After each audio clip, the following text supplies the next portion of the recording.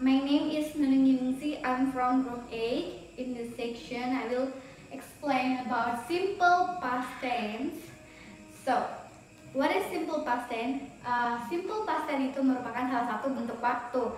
Nah, fungsi dari simple past tense itu apa? Fungsinya adalah untuk menjelaskan suatu aktivitas, aksi, atau perbuatan yang terjadi secara jelas di masa lampau dalam bentuk sederhana, karena ini simple. Nah, itu tadi fungsinya. Sekarang adalah time signalnya. Nah, time signal yang biasa digunakan dalam pembentukan kalimat simple past tense itu pertama bisa kata yesterday atau kemarin, dan selanjutnya adalah keterangan waktu yang diawali dengan last, misalnya last week, minggu lalu, last Monday, Senin lalu, last year, tahun lalu, and so on. Dan selanjutnya adalah kata keterangan waktu yang diakhiri dengan kata ago. Misalnya 2 days ago, 2 hari yang lalu, 2 years ago, 2 tahun yang lalu, 2 weeks ago, 2 minggu yang lalu, and so on. Dan kata keterangan waktu yang diawali dengan this, misalnya this morning, tadi pagi, this night, tadi malam, or so on. Selanjutnya kita akan mempelajari mengenai bentuk form yang digunakan dalam pembentukan kalimat positif, negatif, dan interrogatif. Nah, untuk yang kalimat positif itu rumusnya sangat simpel. Itu rumusnya subjek tambah verb 2. Ingat, ini verb 2 tambah object or complement.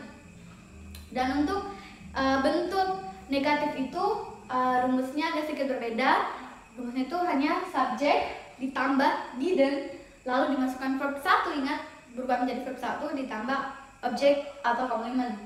Begitupun yang bentuk ketiga agak berubah lagi bentuk rumusnya. Yang pertama itu diawali dengan did atau didn't, setelah itu baru dimasukkan subjeknya tambah verb 1, terus dimasukkan objek atau complementnya.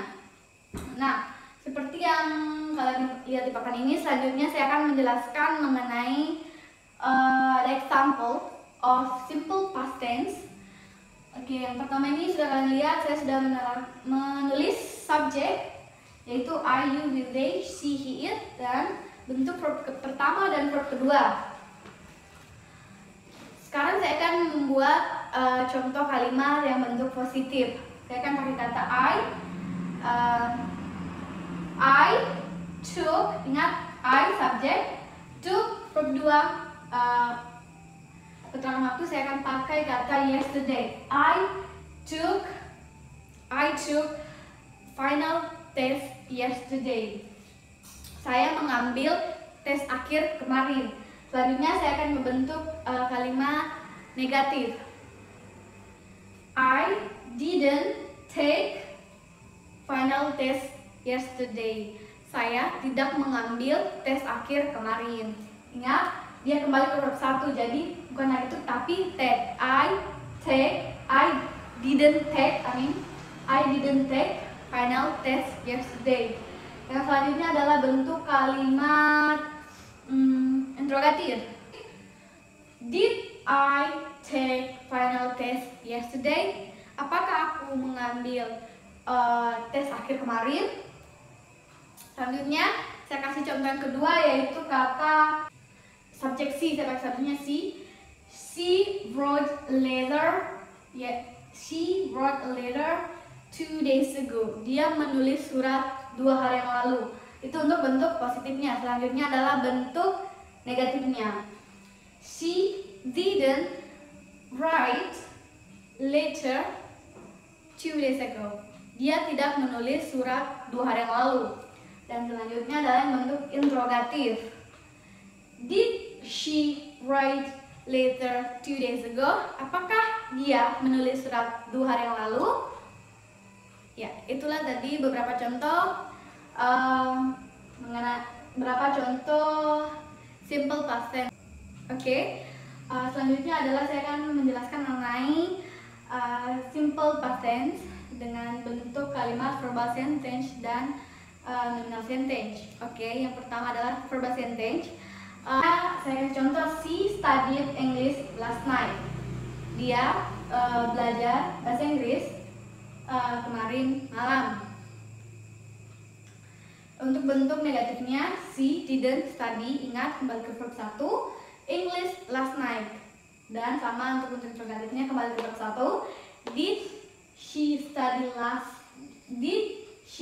English last night? Selanjutnya adalah yang mengenalkan tense. Ini agak berbeda.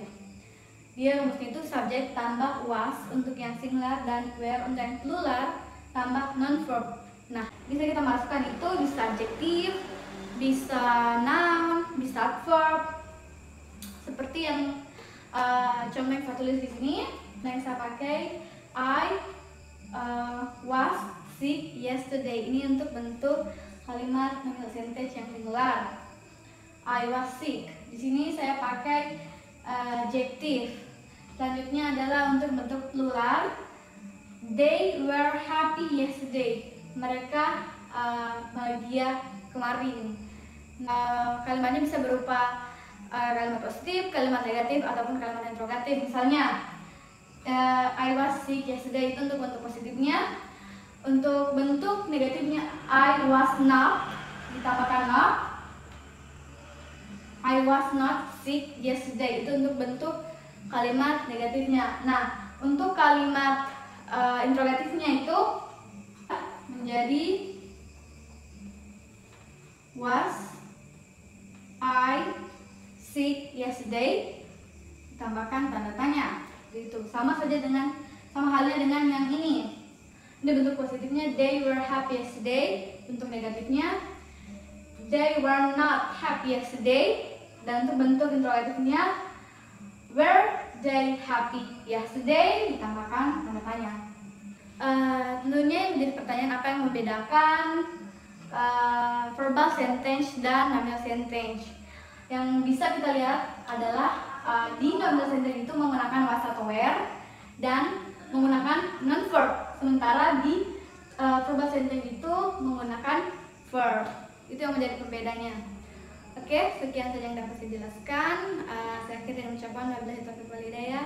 Wassalamualaikum warahmatullahi wabarakatuh.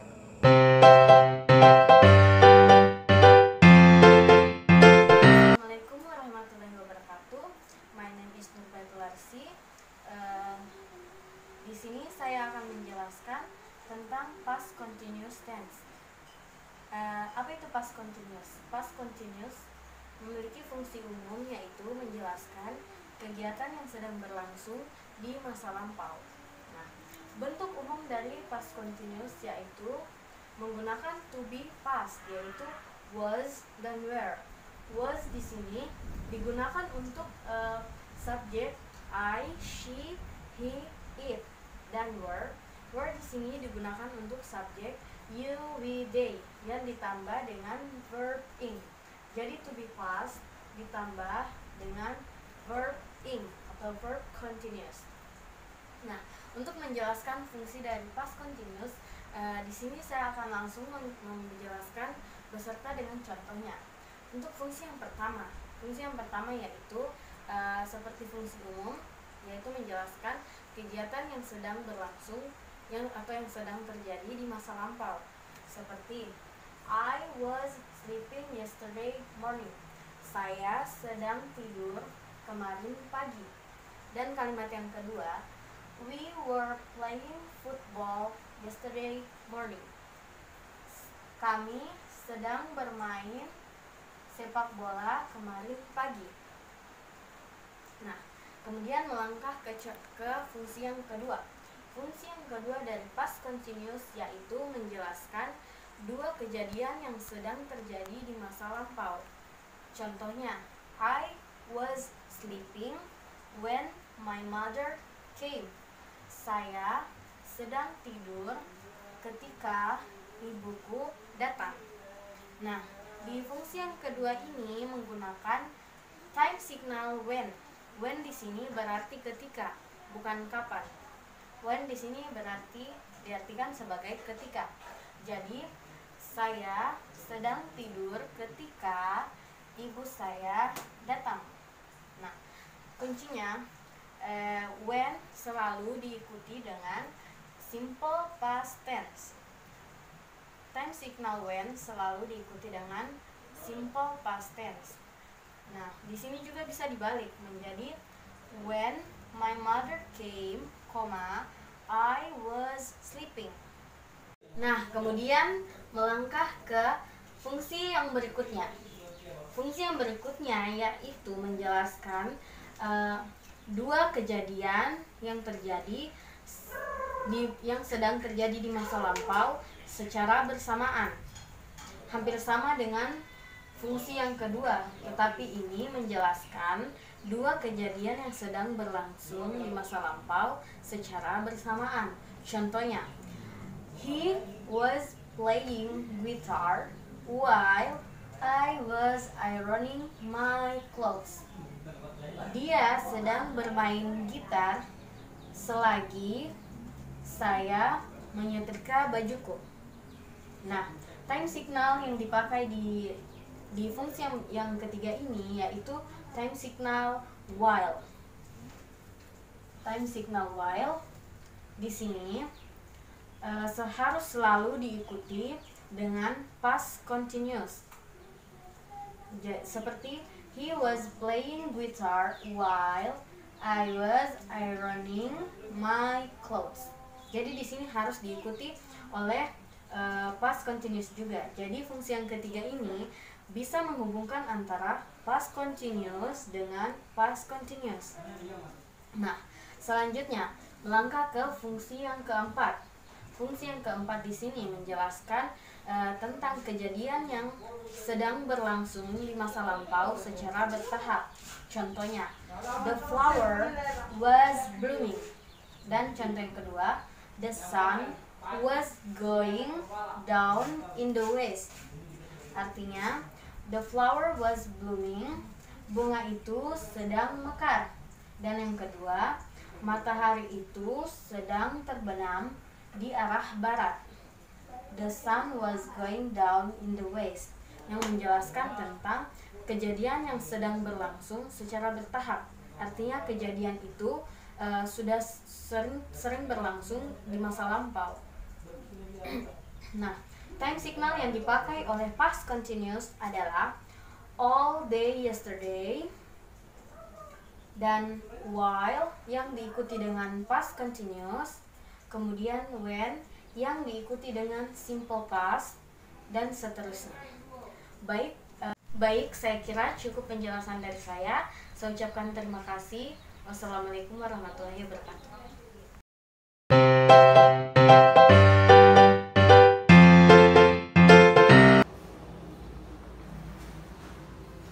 Bismillahirrahmanirrahim. Assalamualaikum warahmatullahi wabarakatuh.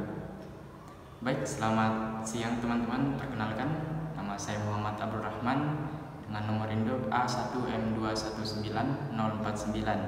Saya dari kelompok 8. Jadi, pada kesempatan kali ini saya akan menjelaskan salah satu tenses, yaitu past perfect. Past perfect. Oke. Tapi pertama-tama saya ingin memberitahu atau menjelaskan bahwa bentuk umum dari past perfect. Bentuk umum dari past perfect ialah had plus verb 3. Had plus verb 3. Oke? Jadi teman-teman, untuk menghafal suatu tenses, kita tidak perlu menghafal segala macam rumusnya. Kita hanya perlu untuk menghafal kata kunci tersebut, password atau keyword tersebut. Jadi keyword atau password dari past perfect ini ialah had plus verb 3. Jadi selain had plus verb 3 itu bukanlah past perfect. Mengerti teman-teman? Baik, kita lanjut. Jadi saya ingin memberitahu bahwa fungsi umum dari past perfect ini ialah untuk menyatakan sebuah kejadian yang telah terjadi atau yang telah selesai pada waktu lampau. Oke, dimengerti? Kalau belum mengerti, kita langsung lanjut ke contoh.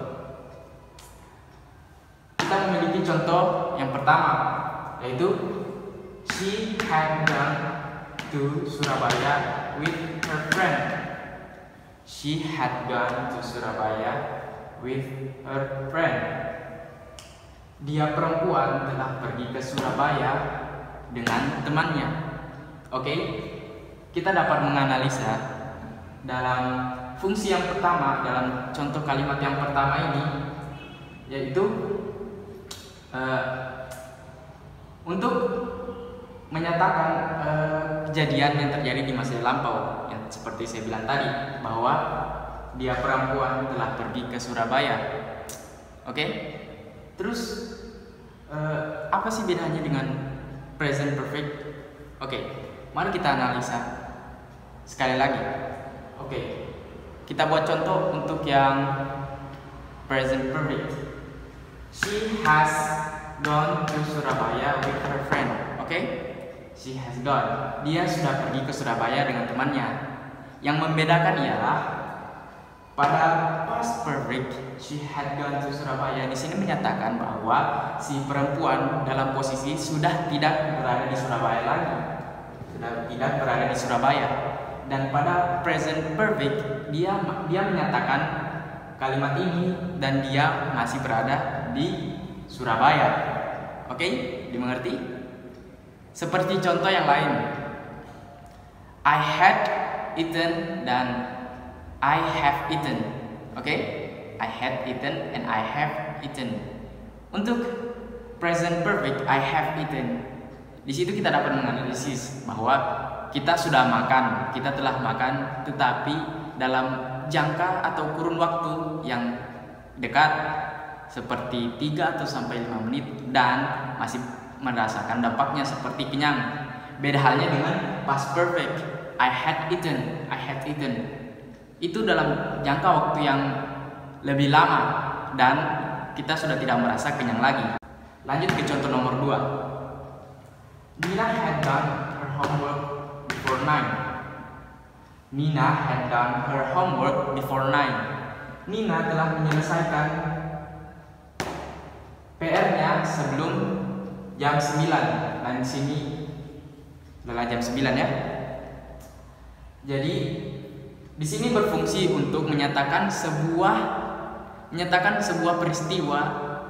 peristiwa yang sudah terjadi sebelum waktu tertentu di masa yang lampau, sebelum waktu tertentu, yaitu before 9. Oke, mengerti? Dan before di sini merupakan time signal dari past perfect. Kita lanjut ke contoh nomor 3. The old man had fallen before I helped him. Oke, orang tua telah jatuh sebelum saya menolongnya. Oke, kita dapat menganalisa dalam contoh kalimat ini bahwa past perfect juga berfungsi untuk menyatakan dua konsep kejadian, yaitu pertama, the old man had fallen. Oke, orang tua sudah jatuh atau telah jatuh before I helped him. Before I helped him, sebelum saya menolongnya. Jadi untuk dua konsep kejadian kita bisa menyandingkan dengan tenses simple past. Oke? Dan yang keempat, why did Mr. Fasya go to Surabaya? Because he had never been there before. Oke. Dalam fungsi yang keempat ini kita dapat menggunakan past perfect. Kita dapat menggunakan past perfect untuk menjawab kalimat dari simple past tersebut. Why did Mr. Fasya go to Surabaya? Because he had never been there before. Dimengerti? Baik. Oke, itulah tadi beberapa fungsi umum dari past perfect ini. Oke, kita lanjut ke bentuk-bentuk kalimat dalam past perfect ini. Oke, jadi past perfect ini memiliki dua bentuk, yaitu verbal dan nominal. Oke, seperti yang kita ketahui, verbal yang memiliki kata kerja langsung atau yang memiliki action, dan sebaliknya nominal yang tidak. Oke, untuk pada kalimat positif kita memiliki subject plus had plus verb 3 plus object. Negatif, subject plus had plus not plus verb 3 plus object. Dan untuk interrogatif, had plus subject plus verb 3 plus object, and don't forget the verb question mark untuk menandakan bahwa kalimat ini adalah kalimat interrogatif. Oke, sebagai catatan, dalam past perfect semua subjek itu menggunakan had. Oke, beda halnya dengan present perfect yang subjeknya Ayu Dewi itu menggunakan have dan she it itu menggunakan has. Dimengerti, teman-teman? Baik, langsung saja kita ke contoh untuk lebih mengertinya. Oke. Pada contoh kalimat pertama, ya kalimat positif, Nana had eaten her meal when I came. Oke, Nana telah makan makanannya sebelum atau saat saya datang.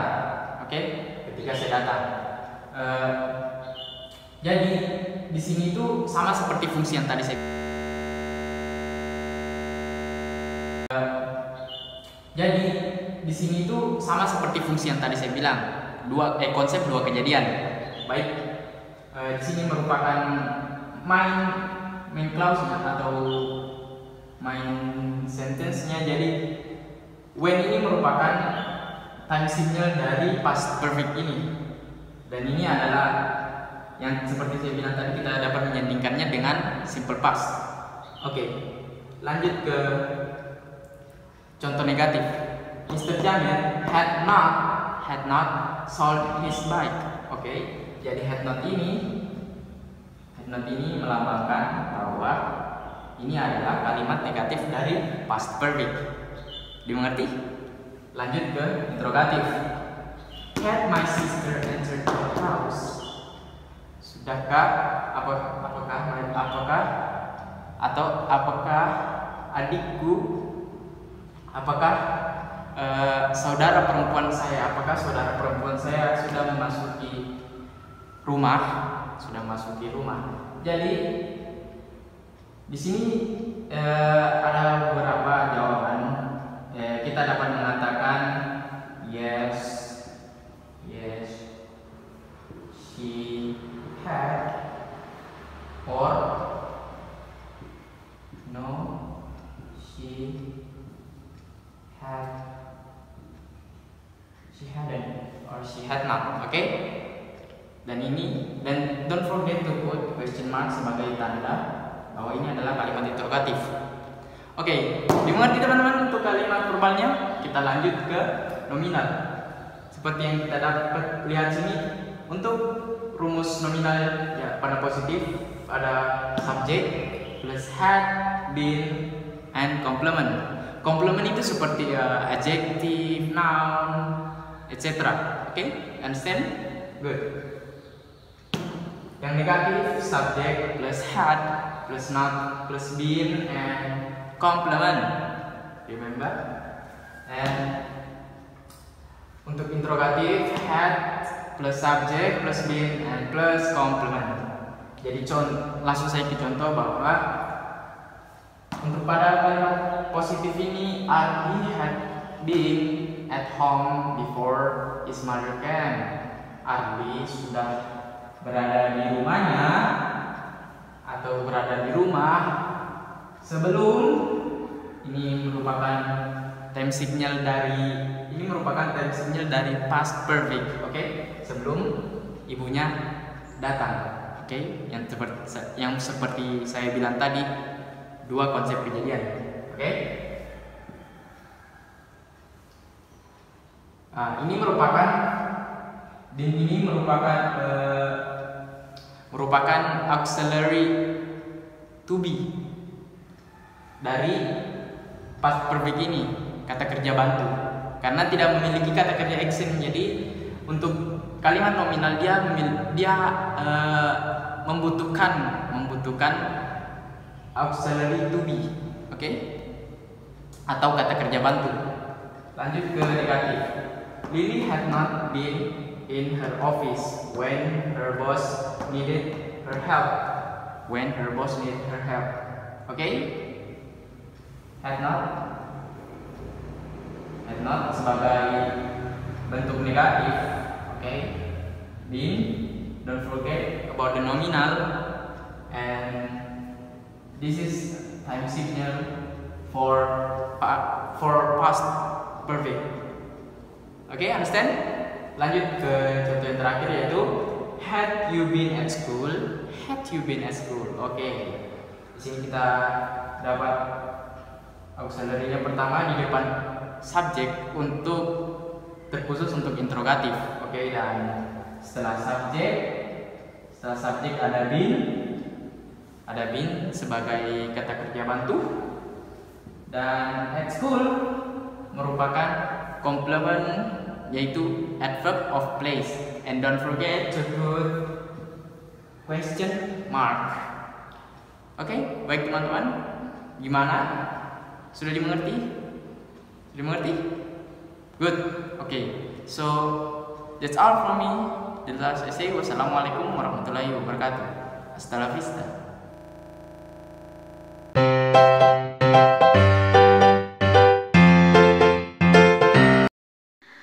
Assalamualaikum warahmatullahi wabarakatuh. My name is Salina, and how are you guys? Okay, this is time I will discuss about past perfect continuous tense.